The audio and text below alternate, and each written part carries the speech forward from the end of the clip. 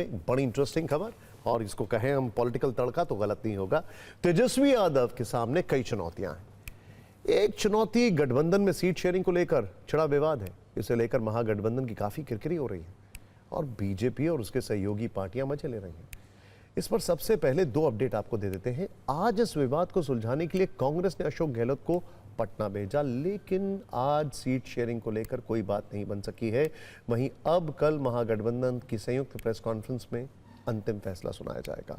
अशोक गहलोत सबसे पहले पटना में तेजस्वी यादव के सरकारी आवास पर पहुंचे, वहां बैठक होती है, लेकिन लगता है कि यहां कोई बात नहीं बन सकी। इसके बाद अशोक गहलोत तेजस्वी यादव के आवास से पिछले दरवाजे से बाहर निकल गए। इसके बाद गहलोत लालू यादव के घर पहुंचे। लालू से उनकी मुलाकात सिर्फ 15 मिनट में ही खत्म हो गई, लेकिन लालू के आवास में पीछे का कोई दरवाजा नहीं था, इसीलिए अशोक गहलोत मीडिया के बीच घिर गए। यहां उनकी बातों से ऐसा लगा कि शायद सीट शेयरिंग सुलझाने के दौरान उनका जादू नहीं चल पाया है। मीडिया के सामने अशोक गहलोत ने कहा कि 5 से 10 सीटें ऐसी हैं जहां फ्रेंडली फाइट हो सकती है। फ्रेंडली फाइट कभी फ्रेंडली होती है? इससे पहले तेजस्वी यादव ने प्रेस कॉन्फ्रेंस में कहा कि महागठबंधन में कोई विवाद नहीं है, कल सभी सवालों के जवाब मिलेंगे। दूसरी तरफ महागठबंधन ने छिड़े विवाद से एनडीए गदगद है। अब एनडीए के नेता महागठबंधन में विवाद पर खूब तंज कस रहे हैं। बीजेपी नेता सुधांशु त्रिवेदी ने कहा कि महागठबंधन ने अपने विशेषज्ञ अशोक गहलोत जी को लगाया है, जिनके समय में राजस्थान में बीएसपी के सभी 6 विधायक भाग गए थे। तो वहीं जेडीयू नेता केसी त्यागी ने कहा है कि तेजस्वी अगर मुख्यमंत्री का चेहरा है तो एनडीए के लिए दिवाली का इससे बड़ा कोई तोहफा नहीं है। आखिर कैसे महागठबंधन में फ्रेंडली फाइट पर राजनीतिक बयानबाजी हो रही है, फिक्र की स्क्रीन में देखिए।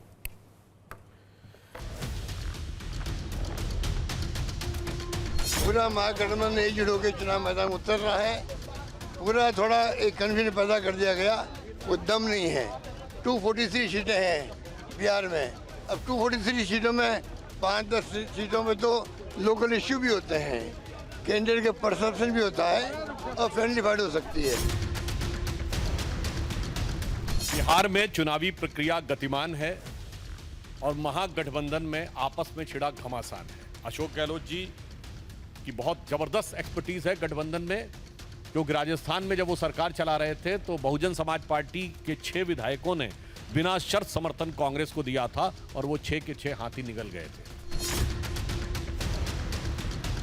कोई विवाद नहीं है, कल बात करेंगे, कल आप लोगों को सबका जवाब मिलेगा।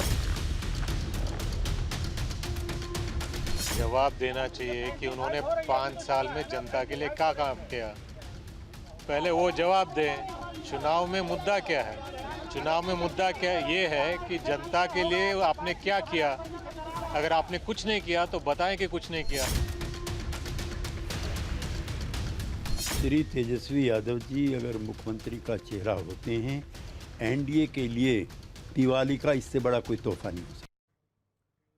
वैसे भारत के एक लीडिंग इंग्लिश डेली ने आज रिपोर्ट किया है कि सबसे पहली विवाद की वजह है तेजस्वी का सीएम के तौर पर चेहरे का प्रोजेक्शन, जिसको लेकर विवाद है। ये होगा नहीं होगा, इसको लेकर विवाद है। वैसे सूत्रों के मुताबिक बिहार चुनाव से पहले तेजस्वी यादव और राहुल गांधी में के संबंधों में कटुता की काफी चर्चा हो रही है। ऐसी खबरें हैं कि दोनों नेता एक दूसरे से बात नहीं करना चाह रहे हैं। इसकी कहानी तेजस्वी यादव के दिल्ली दौरे से शुरू हुई।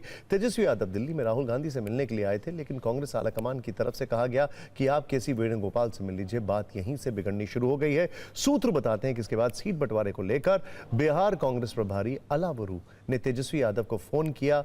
तब तेजस्वी ने उनसे कहा कि वो उनके कद के नेता नहीं है और उन्होंने अलावरू को संजय यादव से बात करने के लिए कहा। एक लीडिंग न्यूज़पेपर ने कहा है कि अलावरू को तेजस्वी यादव ने 2 घंटे इंतजार कराया। हालांकि इसको वेरीफाई नहीं किया जा रहा है, लेकिन उसमें रिपोर्ट किया गया है। अब यहीं से बिहार में आरजेडी और कांग्रेस में बात बिगड़ गई। चर्चा तो इस बात की भी है कि बीच चुनाव में राहुल गांधी के कोलंबिया दौरे से भी तेजस्वी यादव असहज थे। एसआईआर पर राहुल की वोट अधिकार यात्रा में मतभेद होने के बाद भी तेजस्वी उसमें शामिल हुए थे, लेकिन सीट बंटवारे में राहुल गांधी ने अलावरू को आगे करके तेजस्वी यादव को नाराज किया है। अब देखना यह है कितना डैमेज कंट्रोल हो पाएगा और कल प्रेस कॉन्फ्रेंस में सीट शेयरिंग का क्या फैसला अंतिम हो पाता है।